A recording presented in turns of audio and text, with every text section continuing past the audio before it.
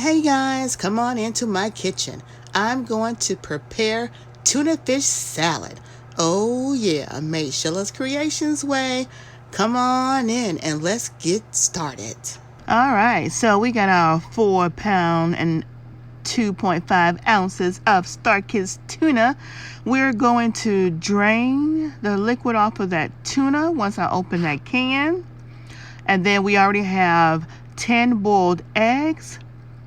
We're going to take our boiled eggs and get them all mashed up with my masher. And then I'm going to take my onion. I have a half of a medium-sized onion. And I'm going to take and zest half of that onion. And then take about a quarter of that onion and dice it up very, very thin. And once we get done with that, we're going to start adding our seasonings and our mustard, mayo, sweet relish, and pimento. I do have a 4-ounce jar of pimento.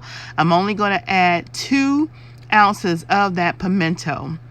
I have a medium-sized tomato, and I'm going to cut that tomato up and dice it up. And I'm going to put that in my tuna as well. Such goodness. And you're just going to add your mustard, mayo, and relish as per taste. I am going to add black pepper and sea salt to this recipe.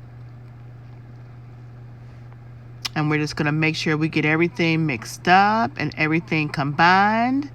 And once we get everything mixed up and everything combined, we're going to seal it up and refrigerate for at least an hour before you serve it.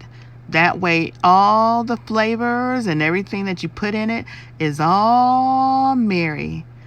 I hope you guys enjoyed this rendition of my tuna fish salad, because it is such a delicious, refreshing salad.